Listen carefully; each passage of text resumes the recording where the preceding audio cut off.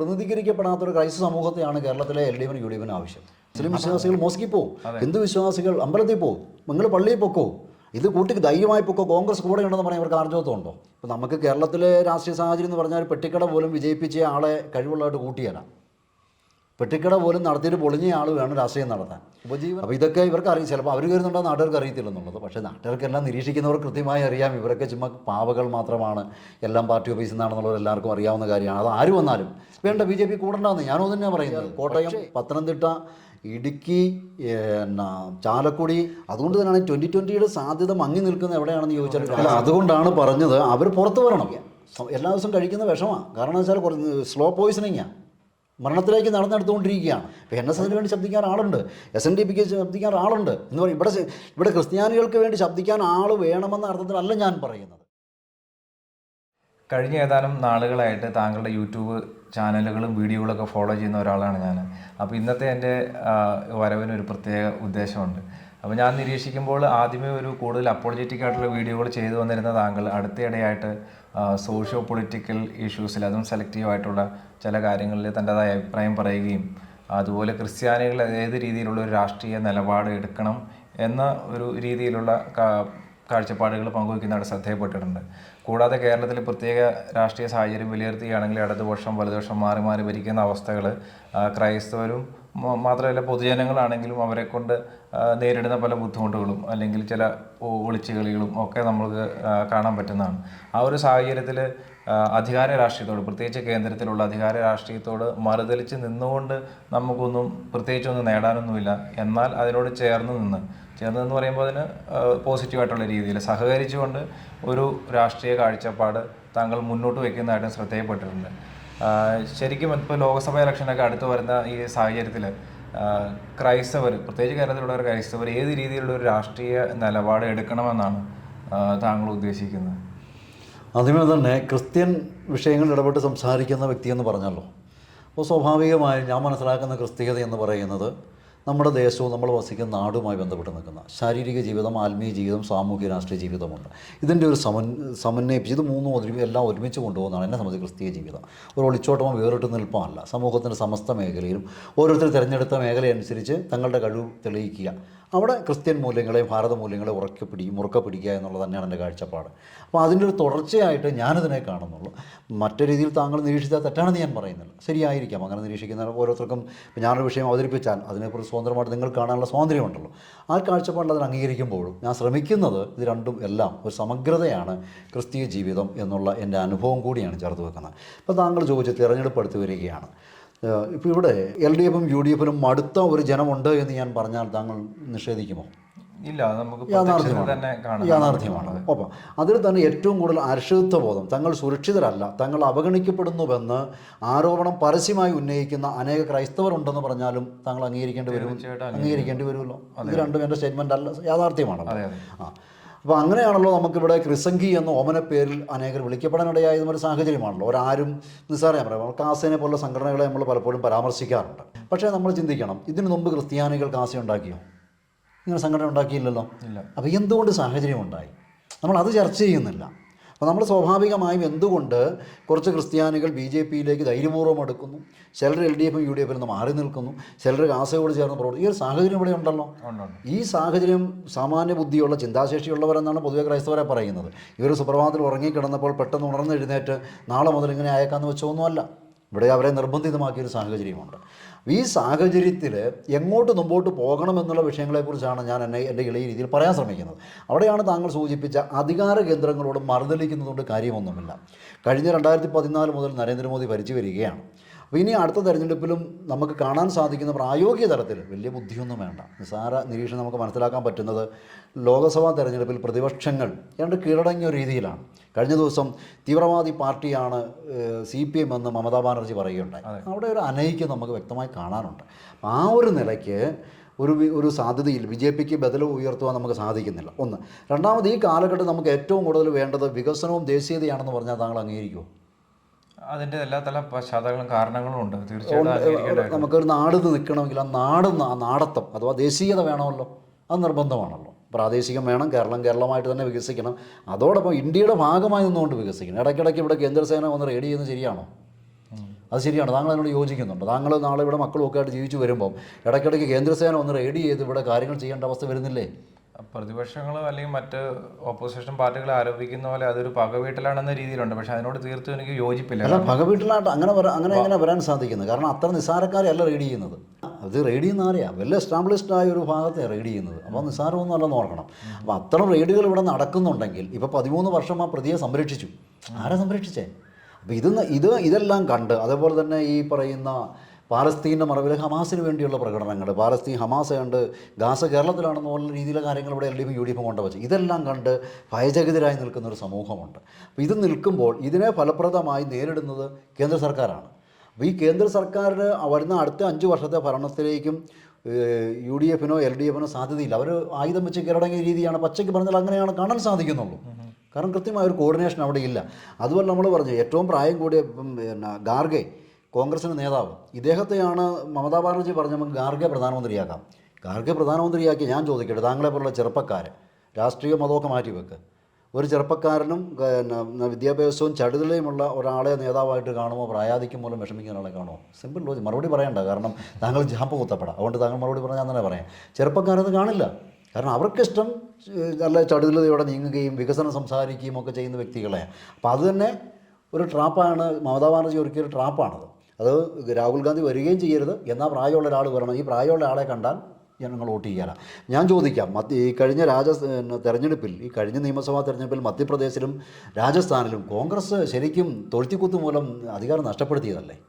ഇനിയും അവരത് പാഠം പഠിക്കുന്നുണ്ടോ? ഇല്ല. ഇവിടെയാണെങ്കിലും വീണ്ടും പ്രീണനാണ് പറയുന്നത്, രാമക്ഷേത്രത്തിന് ഇതിലേക്ക് പോകരുത്. അപ്പം വിശ്വാസികൾ രാമക്ഷേത്ര ഉദ്ഘാടനത്തിന് പോട്ടെ, മുസ്ലിം വിശ്വാസികൾ അങ്ങോട്ട് പോകട്ടെ എന്നല്ല കോൺഗ്രസ് പറയേണ്ടത്. മുസ്ലിം വിശ്വാസികൾ മോസ്കിൽ പോവും, ഹിന്ദു വിശ്വാസികൾ അമ്പലത്തിൽ പോവും, നിങ്ങൾ പള്ളിയിൽ പൊക്കോ, ഇത് കൂട്ടിക്ക് ധൈര്യമായി പൊക്കോ. കോൺഗ്രസ് കൂടെ ഉണ്ടെന്ന് പറയാൻ ഇവർക്ക് ആർജവത്വം ഉണ്ടോ? ഇല്ലല്ലോ. അപ്പോൾ ഇത് ജനങ്ങൾ വിദ്യാസമ്പന്നരായ കേരളത്തിൽ ഒരുപറ്റം ആൾക്കാർ കാണുകയാണ്. ദേശീയതയും വികസനമാണ് സംസാരിക്കേണ്ടത്. ഇത് രണ്ടും സംസാരിക്കാൻ പ്രതിപക്ഷം സാധിക്കുന്നില്ല. ഇതൊരു പരാജയമാണ്. ഈ പരാജയം സ്വാഭാവികമായും BJPയുടെ വിജയം ഒരുക്കുകയാണ് എന്നുള്ള വസ്തുതയാണ്. അപ്പോൾ ഞാൻ പറഞ്ഞു വന്നത്, ഇവിടെ നമ്മളിങ്ങനെ ഇത് യാഥാർത്ഥ്യങ്ങൾ മുമ്പ് നിൽക്കുമ്പോൾ, ഈ അരക്ഷിതത്വ ബോധം മുമ്പിൽ നിൽക്കുമ്പോൾ, ഈ പാലസ്തീൻ ഗാസ കേരളത്തിലാണെന്നുള്ള രീതിയിലുള്ളതായ പ്രതികരണങ്ങളൊക്കെ ഇവിടെ ഉണ്ടാകുമ്പോൾ സ്വാഭാവികമായും ഈ പശ്ചിമ ബംഗാൾ, ത്രിപുര, ഇതിൻ്റെയൊക്കെ ഭരണത്തിൻ്റെ CPM തുടർച്ചയായി ഭരിച്ചതിൻ്റെ ഫലം നമ്മുടെ കൺമുമ്പിലുണ്ട്. ഇത് ചിന്തിക്കുന്നിടത്ത് കാണും പേടിക്കും, കാശ്മീർ കാണും പേടിക്കും. അതാരെയും കുറ്റം പറഞ്ഞിട്ട് കാര്യമില്ല. ഇപ്പോൾ ചൂടുവെള്ളത്തിൽ ചാടിയ പൂച്ച പച്ചവെള്ളം കണ്ടാലും പേടിക്കും. കാരണം എന്താ? പൂച്ചയ്ക്ക് അത്രേ അറിയത്തുള്ളൂ. അപ്പോൾ അവിടെ ചവിട്ടിയപ്പോൾ പൊള്ളി. അപ്പോൾ സ്വാഭാവികം ഇത് കണ്ട് ജനങ്ങൾ പേടിച്ചുകൊണ്ടിരിക്കുകയാണ്. അപ്പോൾ ആ ഒരു പശ്ചാത്തലത്തിൽ ഇവിടെ എന്താണ് പരിഹാരമെന്ന് ചോദിച്ചാൽ തുറന്ന് ഞാൻ പറയാം. നിങ്ങൾ ഈ വിഷയത്തിൽ പറയും, എന്തെങ്കിലും സൈഡിന് വേണ്ടി പറയുമോ എന്നുള്ള എന്ത് വിചാരിച്ചാലും അതുകൊണ്ട് കാര്യമില്ല. പക്ഷേ ചിന്തിക്കാൻ നിങ്ങൾ തയ്യാറാകണം. കേരളത്തെ സ്നേഹിക്കുന്നവർ, ഭാരതത്തെ സ്നേഹിക്കുന്നവർ എല്ലാവരോടും എനിക്ക് പറയണം, നിങ്ങൾ ചിന്തിക്കാൻ തയ്യാറായേ മതിയാവുള്ളൂ. കേരളത്തിലേക്ക് വികസനം എത്തണമെങ്കിൽ അധികാരത്തിൽ നമ്മൾ പങ്കാളികളാകണം. ഒന്ന്. രണ്ടാമത്, ഈ അധികാരത്തിൽ പങ്കാളിയാകാതെ നിരന്തരം മാറി നിൽക്കുന്നത് കൊണ്ട് നമുക്ക് എന്ത് നന്മയാണ് ഉണ്ടാകുന്നത് നിങ്ങൾ പറയാൻ തയ്യാറാണ്. അപ്പോൾ ഈ അധികാരത്തിൽ എങ്ങനെ പങ്കാളിയാകും? ഇവിടെ നമ്മളറിയാം 2020 ശക്തമായ ഒരു നേതൃത്വം 2020-ക്കുണ്ട്. എന്ന് പറഞ്ഞാൽ നല്ല കഴിവുമുണ്ട് അദ്ദേഹത്തിന്. ഇപ്പോൾ നമുക്ക് കേരളത്തിലെ രാഷ്ട്രീയ സാഹചര്യം എന്ന് പറഞ്ഞാൽ പെട്ടിക്കട പോലും വിജയിപ്പിച്ച ആളെ കഴിവുള്ളതായിട്ട് കൂട്ടിയല്ല. പെട്ടിക്കട പോലും നടത്തിയിട്ട് പൊളിഞ്ഞ ആൾ വേണം രാഷ്ട്രീയം നടത്താൻ. ഉപജീവന മാർഗമാക്കിയവനെ കേരളത്തിലെ ആൾക്കാർ രാഷ്ട്രീയ നേതാക്കളായി കാണുള്ളൂ. അല്ലെങ്കിൽ നിങ്ങൾ കോൺഗ്രസ് നേതാക്കളുടെ പ്രസ്താവനയൊക്കെ എടുത്ത് നോക്കുക. ചുമ്മാ ചളുപിളി രാഷ്ട്രീയമല്ലേ പറയുന്നത്. അത് ഏത് വ്യക്തി ആയിക്കൊള്ളട്ടെ. നമുക്ക് മാത്യു കുഴൽനാടനെ എടുത്താൽ അദ്ദേഹം കടന്നാക്രമിക്കുന്നുണ്ട്. അല്ലാത്ത ആരെ എടുത്തു കഴിഞ്ഞാലും, ഇപ്പോൾ ചെന്നിത്തലജി ആയിക്കൊള്ളട്ടെ, നമ്മുടെ ബഹുമാനപ്പെട്ട പ്രതിപക്ഷ നേതാവായിക്കൊള്ളട്ടെ, മുരളീധരൻ ആയിക്കോട്ടെ, നിങ്ങൾ ഏത് നേതാക്കളെ എടുത്ത് നോക്കിക്കോ, ചുമ്മാ എന്തെങ്കിലും ഒരു രാഷ്ട്രീയം പറയും. പക്ഷെ പുതുതലമുറ ആഗ്രഹിക്കുന്ന രീതിയിൽ വികസനം പറയുകയല്ല. അപ്പോൾ അതുകൊണ്ട് ഒരു മാറ്റം നമുക്കിവിടെ ആവശ്യമാണ്. എന്നാൽ 2020-ക്ക് അതല്ല വ്യത്യാസം. അപ്പം കേരളത്തിലെ ജനങ്ങൾ ഇങ്ങനെയുള്ള ആൾക്കാരെ മാത്രമാണ് സ്വീകരിച്ചു വരുന്നത്. അതായത് ഈ ക്രൗഡ് പുള്ളേഴ്സ്, വൈകാരികമായി പ്രതികരിക്കുന്നവരെ. അവിടെ നിന്ന് മാറിയിട്ട് 2020-ലെ സാബു ജേക്കബിനെ പോലെയുള്ളവരെ പ്രൊമോട്ട് ചെയ്യാൻ നമ്മൾ തയ്യാറാകണം. അദ്ദേഹം മുന്നോട്ട് വരാൻ തയ്യാറാകണം. അല്ലെങ്കിൽ ജോസ് കെ മാണി ഇപ്പം അപമാനം സഹിക്കുന്നു, ഒരിടത്ത് പറയുന്നു അവരെ അപമാനിച്ച്, പരസ്യം അപമാനിച്ചെന്ന് പറയുന്നു, അവഗണിക്കുന്നെന്ന് പറയുന്നു. ഇതെല്ലാം ഉണ്ട്. ഭരണം മുഴുവൻ പാർട്ടിയാണ്, ഇവരെയും ആ പേരേ ഉള്ളൂ, മന്ത്രിയാണ്, സഖ്യകക്ഷിയാണെന്ന് പേരേ ഉള്ളൂ എന്നുള്ള ആരോപണങ്ങളൊക്കെ വരുന്നുണ്ട്. ഭരണം മുഴുവൻ പാർട്ടി ഓഫീസാണെന്നുള്ളതായ അരമന രഹസ്യം അങ്ങാടിപ്പാട്ടാണ്. അപ്പോൾ ഇതൊക്കെ ഇവർക്ക് അറിയാം. ചിലപ്പോൾ അവർ കയറുന്നുണ്ടോ നാട്ടുകാർക്ക് അറിയത്തില്ലെന്നുള്ളത്. പക്ഷേ നാട്ടുകാർക്കെല്ലാം നിരീക്ഷിക്കുന്നവർ കൃത്യമായി അറിയാം. ഇവരൊക്കെ ചുമ്മാ പാവകൾ മാത്രമാണ്, എല്ലാം പാർട്ടി ഓഫീസിൽ നിന്നാണെന്നുള്ളത് എല്ലാവർക്കും അറിയാവുന്ന കാര്യമാണ്. അത് ആര് വന്നാലും, അത് കേരള കോൺഗ്രസ് ജോസഫ് വന്നാലും മാണി വന്നാലും, ഇവിടെ കൂടിയാൽ ആര് കൂടിയാലും അതൊക്കെ തന്നെയാണ് സ്ഥിതി. കാരണം CPM രീതി എങ്ങനെയാണ്, അത് CPI അടക്കം പറയുന്ന രീതി നമ്മൾ കണ്ടിട്ടുണ്ട്. അവരാണ് കാര്യങ്ങൾ തീരുമാനിക്കുക. അപ്പോൾ അങ്ങനെയുള്ള സാഹചര്യത്തിൽ ഈ അപമാനവും അവഗണനയും സഹിച്ച് നിൽക്കണോ വേണ്ടയോ എന്ന് പച്ചയ്ക്ക് പറഞ്ഞാൽ കേരള കോൺഗ്രസ്സുകാർ തീരുമാനിക്കണം. അതാണ് എനിക്കൊന്ന് പറയാനുള്ളത്. അവർ മുമ്പോട്ട് വന്നിട്ട് അതൃപ്തരായിട്ട് നിൽക്കുന്ന ഈ വിഭാഗമുണ്ടല്ലോ, അതോടൊപ്പം തന്നെ ഈ LDFും UDFും കളിക്കുന്ന ഈ പ്രീണന രാഷ്ട്രീയം കണ്ട് മടുത്ത ആൾക്കാരുണ്ട്. ഇവർക്കൊരു ലീഡർഷിപ്പ് ആവശ്യമുണ്ട്. ശൂന്യതയിലേക്ക് ഇവർ വരികയില്ല. പലർക്കും BJP പോയി കൂടാൻ താല്പര്യവുമില്ല. വേണ്ട, BJP കൂടണ്ടെന്ന് ഞാനോ തന്നെയാണ് പറയുന്നത്. പക്ഷേ കൃത്യമായൊരു ബ്ലോക്കായി ഇവിടെ നിന്നുകൊണ്ട് അതിന് ഒന്നുകിൽ 2020 നേതൃത്വം കൊടുക്കണം, അല്ലെങ്കിൽ ജോസ് കെ മാണിയോ അതല്ലെങ്കിൽ PC തോമസോ PJ ജോസഫ് സാറിൻ്റെ ഏതെങ്കിലും വിഭാഗത്തിൽപ്പെട്ട നേതാക്കൾ അവർ മുഴുവനായിട്ടോ അല്ല കേരള കോൺഗ്രസ് ഒന്നിച്ചോ പുറത്തു നിൽക്കണമെന്ന് ഞാൻ പറഞ്ഞു. ഒറ്റയ്ക്ക് നിൽക്കണം, ക്രിസ്ത്യാനിക്ക് വേണ്ടിയല്ല. അപ്പോൾ ഇത്ര അധികം പാർട്ടികളിലേക്ക് സാധ്യതകൾ 2020 അല്ല ആം ആദ്മി പോലെ പറഞ്ഞെങ്കിലും അപ്പോൾ താങ്കൾ ഈ കേരള കോൺഗ്രസിലേക്ക് പ്രത്യേകമായൊരു ശ്രദ്ധ പതിപ്പിക്കാനുള്ള പ്രത്യേക പശ്ചാത്തലം എന്താണ്? അതെന്താണെന്ന് വെച്ചാൽ ഇപ്പോൾ പച്ചയ്ക്ക് പറയാം. ഇപ്പോൾ ഞാൻ പറയാം, ഓരോ മതവിഭാഗങ്ങൾക്കും സമുദായങ്ങൾക്കും സംഘടനകളുണ്ട്. കേരള കോൺഗ്രസ്സുകാർ ശരിക്കും ക്രിസ്ത്യാനികളുടെ വോട്ട് മേടിച്ചാണ് ജയിക്കുന്നുള്ള യാഥാർത്ഥ്യമാണ്. അവർ പറയുമ്പം പറയും ഞങ്ങൾ അങ്ങനെയാണെന്നൊക്കെ പറഞ്ഞാലും ഇപ്പം LDFും UDFും അവർക്ക് തല എണ്ണി സീറ്റ് കൊടുക്കുന്നതിൻ്റെയാണ് ക്രൈസ്തവ സമുദായത്തിൻ്റെ രീതിയിലാണ്. പക്ഷേ അവർക്ക് ക്രൈസ്തവ സമുദായത്തിലൂടെ എന്തെങ്കിലും സംസാരിക്കാൻ പേടിയുണ്ട്, വർഗീയതയായിട്ട് ചാപ്പ കുത്തപ്പെടും. കേരള കോൺഗ്രസ് ക്രിസ്ത്യാനികളെ റെപ്രസെൻറ്റ് ചെയ്യണമെന്നല്ല ഞാൻ പറയുന്നത്, വികസന കേരളത്തെ അവർ NSS ഇപ്പോൾ SNDP എടുത്തു, അവരുടെ സംഘടനയിൽപ്പെട്ട വ്യക്തികളെ കൃത്യമായി അവർ പ്രൊട്ടക്റ്റ് ചെയ്യും. അപ്പോൾ ഇവിടെ അങ്ങനെ പ്രൊട്ടക്റ്റ് ചെയ്ത് പ്രശ്നം ഉണ്ടാകും. പക്ഷേ ഇന്ത്യൻ രാഷ്ട്രീയം ജാതിയും മതത്തിലും കുളിച്ച് കിടക്കുകയാണ്. അതിനെ നമുക്കൊരു സുപ്രഭാതത്തിലൊക്കെ ഒന്ന് മോചിപ്പിക്കാൻ വെച്ചാൽ നടക്കില്ല. കേരള കോൺഗ്രസ്സുകാർ മുമ്പോട്ട് വന്നു കഴിഞ്ഞാൽ അതുമല്ല, കേരള കോൺഗ്രസ്സിന് പഴയൊരു ചരിത്രമുണ്ട്. ഭൂരിപക്ഷ സമുദായവുമായി നല്ല ബന്ധമുണ്ടായിരുന്നു. അത് വീണ്ടെടുക്കണം. അത് വീണ്ടെടുത്തുകൊണ്ട് ഭൂരിപക്ഷ സമുദായത്തിൽ നിന്നുള്ളവരും നല്ല കഴിവുള്ളവരെയൊക്കെ മത്സരിപ്പിക്കാൻ തയ്യാറാണ്. ജേക്കബ് തോമസ് സാറുണ്ട്, പോലീസ് സേനാ മേധാവിയായിരുന്ന സെൻകുമാർ സാറ്, പിന്നെ അദ്ദേഹമൊക്കെ ഇപ്പം ശ്രീധരൻ സാറൊക്കെ ഇതായിപ്പോയി. ശ്രീധരൻ സാറിനെ പോലും നമ്മൾ വിജയിപ്പിച്ചില്ലെന്ന് ഓർക്കണം കേരളീയർ. ഇത്രത്തോളം ലോകം മാനിക്കുന്ന ഇന്ത്യയിലെ ഏറ്റവും കൂടുതൽ ടെക്നിക്കലായിട്ടുള്ള കപ്പാസിറ്റിയുള്ള മനുഷ്യൻ, അദ്ദേഹം പോലും കേരളത്തിൽ പരാജയപ്പെട്ടു പോയി. നമ്മളെല്ലാം ജാതിയും മതവും കലർത്തുകയാണ്. പക്ഷേ ഈ ശ്രീധരൻ സാറിനെ പോലും നമ്മൾ തോപ്പിച്ചെന്ന് ഓർക്കണം. ഇത്തരം വ്യക്തികൾ മുമ്പോട്ട് കൊണ്ടുവരണം. ഈ പറഞ്ഞ മൂന്നുപേരും കൂടുതൽ BJP രാഷ്ട്രീയമായിട്ട് ബന്ധം പുലർത്തുന്നതായിട്ടാണല്ലോ നമുക്ക് മനസ്സിലാകുന്നത്. പക്ഷേ താങ്കളുടെ സംസാരത്തിൽ കേരള കോൺഗ്രസ്സിന് കേരള രാഷ്ട്രീയത്തിൽ കുറച്ചുകൂടി വലിയൊരു റോള് പങ്കുവഹിക്കാൻ സാധിക്കും. കേരള കോൺഗ്രസ്സിന് കേരള രാഷ്ട്രീയത്തിൽ കൂടുതലൊരു വലിയ ഭാഗഭാഗിത്വം അല്ല, അതാണ് ഞാൻ പറഞ്ഞത്. അത് സാധിക്കണമെങ്കിൽ ഇവർ ഭൂരിപക്ഷ സമുദായത്തെ വിശ്വാസത്തിലെടുക്കണം. കുറച്ചും കൂടെ അവർ കുറച്ചുകൂടെ ഈ പാർലമെൻ്ററി വ്യാമോഹങ്ങളൊക്കെ മാറ്റിവെച്ചുകൊണ്ട് രാഷ്ട്രീയത്തിലെയും ഇന്ത്യൻ രാഷ്ട്രീയവും കേരള വികസനവും ഇന്ത്യൻ ദേശീയതയും വികസനവും കേരളത്തിൻ്റെ വികസനം മുന്നിൽ കാണാൻ തയ്യാറാണ് കേരള കോൺഗ്രസ് ആൻഡ് 20. എന്നിട്ട് ഇവരെന്ത് ചെയ്യണം?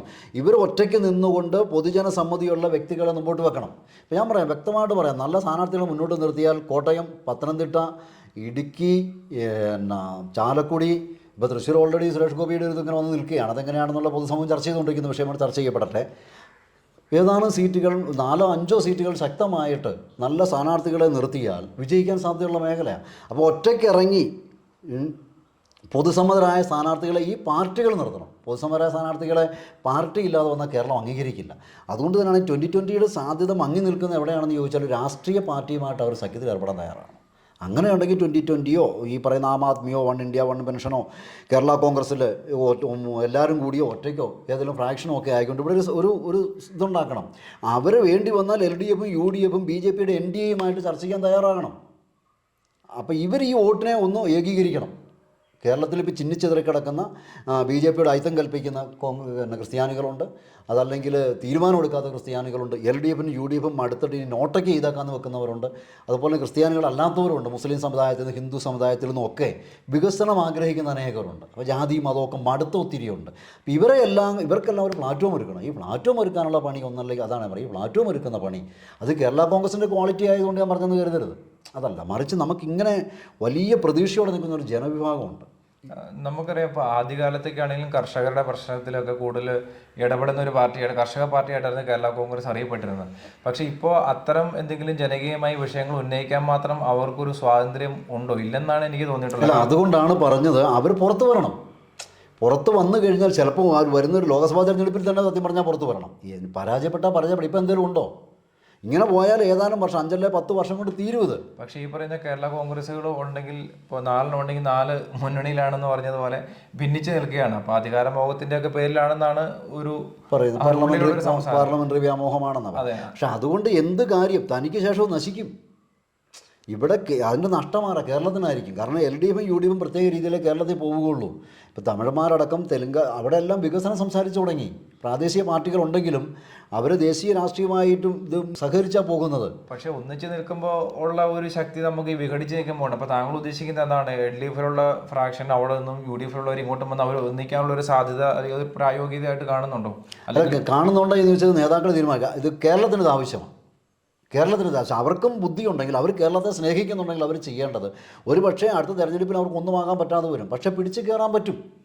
തങ്ങളുടെ നിലപാടുകൾ കൃത്യമാണെങ്കിൽ അടുത്ത തെരഞ്ഞെടുപ്പ് വരുമ്പോഴത്തേക്കും, മാത്രവുമല്ല ഇവർ പുറത്തിറങ്ങിയിട്ട് 3-4 സീറ്റ് ക്ലെയിം ചെയ്താൽ അതിൽ 1-2 സീറ്റ് കേരള കോൺഗ്രസിൻ്റെ രാഷ്ട്രീയക്കാർക്കും, ബാക്കി ഒരു 3 സീറ്റ് മറ്റ് മുസ്ലിം ഹൈന്ദവ വിഭാഗത്തിന് വിടണം. നല്ല അപ്പീലുള്ള പൊതുജനം അംഗീകരിക്കുന്നവർക്ക് വിടണം. അപ്പം ഈ ജേക്കബ് തോമസ് സാർ ആയിക്കോട്ടെ, സെൻകുമാർ സാർ ആയിക്കോട്ടെ, ഇങ്ങനെയുള്ള വ്യക്തികളിവിടെ ഉണ്ടെന്നേ. അവർക്ക് കൃത്യമായ ഭരണപരിചയമുള്ളവരാണല്ലോ. അതുപോലെ സാബു 2020 ബിസിനസ് പരിചയമുള്ള വ്യക്തികളാണ്. ഇപ്പോൾ ഈ പുതിയ തലമുറയെ സംബന്ധിച്ച് സാമ്പത്തികം, ഇപ്പോൾ അദാനി പണം ഉണ്ടാക്കി, ടാറ്റ പണം ഉണ്ടാക്കി എന്ന് പറഞ്ഞാൽ ഞാൻ ചോദിക്കട്ടെ, നിങ്ങൾക്കത് പ്രശ്നമാണോ? വിഷയമല്ലല്ലോ, അത് കഴിവാന്നല്ലേ പറയുന്നത്. പക്ഷേ ഒരു 50-ന് മുകളിലേക്കുള്ളവർക്ക് അത് കഴിവ് കേടാം. കേരളത്തിൻ്റെ പ്രശ്നം അതാണ്. അവരാണ് ഇപ്പോൾ കേരളത്തെ നയിച്ചുകൊണ്ടിരിക്കുന്നത്. ഇന്നത്തെ തലമുറയ്ക്ക് ഇതൊക്കെ ഉണ്ടാകാനുള്ള സാധ്യതകൾ തരുന്ന ഏതൊരു രാഷ്ട്രീയ സംവിധാനത്തോടും അവർ ചേർന്ന് നിൽക്കാൻ ഇഷ്ടപ്പെടുള്ളൂ. അതുപോലെ ഭക്ഷണത്തിൻ്റെ കാര്യം പറയുമ്പോൾ അത് ഓരോരുത്തരുടെ അഭിരുചിക്ക് അനുസരിച്ചാണ്. വെജിറ്റബിൾ വേണ്ട വെജിറ്റബിൾ കഴിക്കട്ടെന്നേ. പുതിയ തലമുറ എന്ന് പറഞ്ഞാൽ കുറച്ചുകൂടെ അവരുടെ ചിന്താഗതി നമുക്ക് മനസ്സിലാക്കാൻ പറ്റുന്നില്ല. അപ്പോൾ അത് മനസ്സിലാക്കാൻ നമുക്ക് സാധിക്കണം. അപ്പോൾ ഈ പുതിയ തലമുറയുടെ ഇതുങ്ങളെല്ലാം ഈ പറഞ്ഞു വരുന്നതിൻ്റെ എല്ലാം രക്തച്ചുരുക്കമെന്ന് ഞാൻ പറയാൽ കൂടുതൽ ഒന്നും പറയാനില്ല. ഈ 2020 ഇപ്പോൾ ചോദിച്ചില്ലേ മൊത്തത്തിൽ വരുമോ കേരള കോൺഗ്രസ്, അത് തീർച്ചയായും അവർ തീരുമാനിക്കട്ടെ. പക്ഷേ വരേണ്ട ഒരു സാഹചര്യമുണ്ട്. വന്നാൽ കേരളത്തിന് വേണ്ടി എന്തെങ്കിലും ചെയ്യാൻ പറ്റും, വികസനം വരും. അതുകൊണ്ടാണ് പറഞ്ഞത്, പലപ്പോഴും നമ്മൾ പറയുന്നത് അധികാരത്തോട് മറുതലിച്ച് നിൽക്കുന്നതുകൊണ്ട് ഒന്നുമില്ല. ഇനി അധികാരത്തോട് മറുതലിച്ച് നിൽക്കുവാണെങ്കിൽ ശക്തമായ ജനകീയ മുന്നേറ്റത്തിലൂടെ ജനകീയ നേതാവും ജനകീയ അടിത്തറ രാഷ്ട്രീയ പാർട്ടികൾ ഉണ്ടാക്കിയെടുക്കണം. ഇത് ഉണ്ടാക്കുന്നുണ്ടോ? ഇല്ലല്ലോ. ചുമ്മാ ഈ പറഞ്ഞിട്ട്. അതുപോലെ ഇവിടെ ഇരുന്നിട്ട് ഈ വടക്കേണ്ടിയുടെ കടന്നക്കൂടിൻ്റെ കല്ലെറിയുന്ന കുറേ ആൾക്കാരുണ്ട് ഇവിടെ. എന്ത് നന്മയാണ് ഉണ്ടാകുന്നത്? വടക്കേന്ത്യൻ രാഷ്ട്രീയം വ്യത്യസ്തമാണ്. അപ്പോൾ നമുക്ക് ഇവിടെ ഇരുന്നിട്ട് വടക്കേന്ത്യൻ രാഷ്ട്രീയവും കേരള രാഷ്ട്രീയവും രണ്ടായി കാണണം. ആ രണ്ടായി കാണണമെങ്കിൽ ഈ പറഞ്ഞതുപോലെ 2020 ആം ആദ്മിയോ AAPയോ കേരള കോൺഗ്രസ് ഒന്നിച്ചോ ഫ്രാക്ഷനോ രംഗത്ത് വരണം. അവർ രംഗത്ത് വന്നിട്ട് ആദ്യം ഒരു ഒറ്റയ്ക്ക് നിൽക്കാൻ തയ്യാറാകണം. ഒറ്റയ്ക്ക് നിൽക്കാൻ തയ്യാറായി നല്ല ക്രെഡിബിലിറ്റിയുള്ള വ്യക്തികളെ മുമ്പോട്ട് വെക്കുമ്പോൾ BJP ആണെങ്കിലും LDF ആണെങ്കിലും UDF ആണെങ്കിലും ഇവരുടെ പുറകെ വരേണ്ട സാഹചര്യം ഇവിടെ ഉണ്ടാകും. കാരണം മടുത്ത ജനം, അതാണ് ആദ്യം പറഞ്ഞത്, മടുത്ത ജനം ഇവിടെയുണ്ട്. ഈ ജനങ്ങൾക്ക് ആര് നേതാവാകും? ഇതാണ് എൻ്റെ വീഡിയോകളിലൂടെ ഞാൻ പറയാൻ ശ്രമിക്കുന്നത്. ഈ മടുത്ത് നിൽക്കുന്ന ജനം ഒരു സംഘടനയെ, ഒരു നേതാവിനെ നോക്കി നിൽക്കുന്നു. ഇപ്പോൾ സംഭവിക്കുന്നതാണ്, അടുത്ത തെരഞ്ഞെടുപ്പിലും കേരളം കേന്ദ്രത്തിൻ്റെ അധികാരത്തിന് പുറത്ത് നിൽക്കുന്ന അപകടകരമാണ്. അത് നമുക്ക് ക്രമസമാധാനപരമായിട്ടും അപകടമാണ്, വികസനപരമായിട്ടും അപകടകരമാണ്. അതുകൊണ്ട് കേന്ദ്രത്തിൽ അധികാരം ചോദിച്ച് മേടിക്കാൻ തക്ക വിധത്തിൽ ഈ തെരഞ്ഞെടുപ്പിന് മുമ്പായിട്ട് തന്നെ തുറന്ന മനസ്സോടെ, LDF എന്നോ UDF എന്നോ BJPയുടെ മുന്നണിയെന്നോ ഇല്ലാതെ തുറന്ന മനസ്സോടെ കേരളത്തെ രക്ഷിക്കുവാൻ ഈ പറയുന്ന പാർട്ടികളോ ഒറ്റയ്ക്കോ കൂട്ടായിട്ടോ രംഗത്ത് വരേണ്ടത് കാലഘട്ടത്തിൻ്റെ ആവശ്യമാണെന്നാണ് ഞാൻ പറയാൻ ശ്രമിച്ചത്. അപ്പോൾ ഒരു ചോദ്യം കൂടെ. അപ്പോൾ നമുക്ക് ദേശീയ തലത്തിൽ ഇന്ത്യ മുന്നണിയെക്കുറിച്ച് അറിയാം. അവിടെ ഇപ്പോൾ തന്നെ അധികാര തർക്കങ്ങളായി ആര് കൺവീനറാണ്, അത്തരം വാർത്തകളാണ് പുറത്തു വരുന്നത്. അത് തന്നെ ഒരിക്കലും ഒരു സാധാരണ ഒരു വോട്ടറെ സംബന്ധിച്ച് ഒരു ആത്മവിശ്വാസം കൊടുക്കുന്ന കാര്യങ്ങളല്ല. കാരണം മുമ്പോട്ട് എന്താണ് സംഭവിക്കാൻ പോകുന്നത് ഇവർ അധികാരത്തിൽ വന്നാൽ എന്നുള്ളൊരു നേർക്കാഴ്ചയാണ് ഇപ്പോഴേ കാണുന്നത്. അപ്പോൾ ആ ഒരു അർത്ഥതലത്തിൽ എടുത്തു കഴിഞ്ഞാൽ കേരളത്തിലാണെങ്കിൽ ഇപ്പോൾ പറഞ്ഞ ആം ആദ്മി ആയി, അല്ലെങ്കിൽ 2020 ആയി, കേരള കോൺഗ്രസ് ഒക്കെ കൂടിയും കൂടി സഖ്യം ഉണ്ടാക്കി എന്ന് പറഞ്ഞാൽ പോലും ഇപ്പോൾ സ്വയമേ കേരള കോൺഗ്രസ് അധികാരത്തിൻ്റെ പേരിൽ അല്ലെങ്കിൽ സ്ഥാനമാനങ്ങളുടെ പേരിൽ വിഘടിച്ച് നിൽക്കുന്നു. അപ്പോൾ ഇവരെല്ലാം കൂടി അത്രത്തോളം പ്രായോഗികമായിട്ടുള്ള ഒരു ആശയമാണ് എന്നൊരു സംശയമില്ല. നമ്മൾ പലപ്പോഴും പലരും പറയും ഇങ്ങനെ പറഞ്ഞാൽ നടക്കാം. നമ്മൾ ആശയങ്ങൾ മുമ്പോട്ട് വെക്കുന്നു. ഇതിൽ ഏത് നടപടിയെടുക്കണോ വേണ്ടതെന്ന് തീരുമാനിക്കുന്നത് ഈ പാർട്ടികളാണ്. പക്ഷേ ഒറ്റയ്ക്ക് 2020 ഒറ്റയ്ക്ക് നിന്നാലോ കേരള കോൺഗ്രസ്സുകൾ എല്ലാം കൂടെ ഒരുമിച്ചിരിക്കാൻ വേണ്ടി കാത്തു നിന്നാലോ നടക്കുന്ന കാര്യമൊന്നുമല്ല. അപ്പോൾ തീർച്ചയായും ഇവർക്കൊക്കെ രാഷ്ട്രീയ മോഹം ഉണ്ടല്ലോ. അതിൽ തന്നെ തെറ്റല്ല. ഈ രാഷ്ട്രീയ മോഹം ഉള്ളതുകൊണ്ടാണല്ലോ മോഹം. ഇപ്പം നമുക്കറിയാമല്ലോ, ആഗ്രഹങ്ങളാണല്ലോ മനുഷ്യൻ മുന്നോട്ട് നയിക്കുന്നത്, അംബീഷൻസ് ആണല്ലോ. അത് അതിൽ തന്നെ തെറ്റല്ല. പക്ഷേ അതിനൊരു പ്രായോഗിക തലമുണ്ടാവുകയും വികസനവും ദേശീയതയും ഇതിലോട്ട് ഇവർ ചേർത്ത് വെക്കണം. അപ്പോൾ 2020 സാബുവിനാണെങ്കിലും ദേശത്തെ സ്നേഹിക്കാൻ താല്പര്യമുണ്ട്, അധികാരം കിട്ടാൻ താല്പര്യമുണ്ട്. കേരള കോൺഗ്രസ്സുകാർക്ക് അധികാരം താല്പര്യമുള്ളതുകൊണ്ടാണ് നിൽക്കുക. അപ്പോൾ ഞാൻ പറയുന്നത്, അതുകൊണ്ട് ഞങ്ങൾക്ക് 1-2 പേർക്ക്, ഇപ്പോൾ കേരള കോൺഗ്രസ്സിൽ എടുത്താൽ ഞങ്ങൾക്ക് 2-3 പേർക്ക് MLA ആയാൽ മതിയെന്ന് മാത്രം ചിന്തിച്ചാൽ പോരാ. അതും പോരാ. കാരണം 5-10 വർഷം കൊണ്ട് ഇത് തീരും. LDFനെ UDFനെ സംബന്ധിച്ച് കേരള കോൺഗ്രസ് എന്ന് പറയുന്നൊരു പ്രസ്ഥാനം ഇവിടെ ഉണ്ടാകാൻ പാടില്ല എന്നവർ ചിന്തിക്കുന്ന പ്രസ്ഥാനങ്ങളാണ്. ഒരു സംശയമില്ല. ഈ രണ്ട് കൂട്ടരെ സംബന്ധിച്ചും കേരള കോൺഗ്രസ് എന്ന് പറയുന്ന കേരള രാഷ്ട്രീയത്തിൽ അപ്രത്യക്ഷമാകണമെന്ന് വ്യക്തമായി ആഗ്രഹിക്കുന്നവരാണ്. ഇത് ഇവർക്ക് തന്നെ ബോധ്യം ഇല്ല എന്ന് നമുക്ക് ധരിക്കാൻ പറ്റൂ. ഈ ഒരു യാഥാർത്ഥ്യം ഇവർക്ക് മനസ്സിലാകാഞ്ഞിട്ടാണോ ഇങ്ങനെ ഇപ്പോഴും? മനസ്സിലാകാഞ്ഞിട്ടാണോ എന്ന് ചോദിച്ചാൽ പരിധിവരെയൊക്കെ എന്ന് വെച്ചാൽ ഈ സങ്കുചിതമായ കാഴ്ചപ്പാടിനകത്ത് പ്രശ്നം തന്നെയാണ് മനസ്സിലാക്കുന്നത്. കൂടുതൽ നമുക്ക് നേതാക്കളുമായി തുറന്ന് സംസാരിക്കാൻ ഇടയുണ്ടാകട്ടെ എന്ന് ആഗ്രഹിക്കുക. അപ്പോൾ ഇത് പറയുമ്പം കേരള കോൺഗ്രസ് ഇവിടെ വേണമെന്നുള്ള അർത്ഥത്തിലല്ല, അങ്ങനെ ആരും ചിന്തിക്കല്ലേ. ഞാൻ കേരള കോൺഗ്രസ്സുകാരനായതുകൊണ്ട് കേരള കോൺഗ്രസിനോട് ഞാൻ ഇന്നേ വരെ ഒരു മെമ്പർഷിപ്പ് ഒന്നും എടുത്ത വ്യക്തിയല്ല ഞാൻ.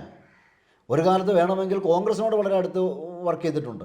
കുറച്ച് കാലങ്ങളിൽ ഒരു 8-10 വർഷമെങ്കിലും കോൺഗ്രസിനോട് വളരെ അനുഭവം പ്രകടിപ്പിക്കുകയും പരസ്യമായി കോൺഗ്രസിനെ ആശയപരമായി ഡിഫെൻഡ് ചെയ്യാനൊക്കെ ശ്രമിച്ചിട്ടുള്ള, എൻ്റെ ലോക്കൽ ഏരിയയിൽ ശ്രമിച്ചിട്ടുള്ള വ്യക്തിയാണ്. കേരള കോൺഗ്രസിനോട് രഹസ്യത്തിലോ പരസ്യത്തിലോ എനിക്ക് എൻ്റെ കഴിഞ്ഞ കാല ഇതിൽ യാതൊരു ബന്ധവും ഇല്ലാത്തൊരു.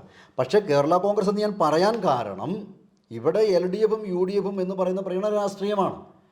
എന്നാൽ ഭൂരിപക്ഷ സമുദായത്തോട് കുറച്ചുകൂടെ അടുപ്പം കാണിച്ചിരുന്ന ഒരു രാഷ്ട്രീയ പാർട്ടി കേരള കോൺഗ്രസ് ആയതുകൊണ്ടാണ് പറഞ്ഞത്. അപ്പോൾ അവരാ നഷ്ടപ്പെട്ടത് വീണ്ടെടുക്കണം. ഇപ്പം NSS പറഞ്ഞല്ലോ ഞങ്ങൾ അവഗണിക്കപ്പെടുന്നു. അപ്പോൾ അവഗണിക്കപ്പെടുന്നു എന്ന് NSS പറയുമ്പോൾ എന്തുകൊണ്ടാണ് ഒരു ചാലിടാൻ കേരള കോൺഗ്രസ് സാധിക്കാത്തത്? ആ പഴയ ബന്ധം ഒന്ന് പുതുക്കണ്ടേ?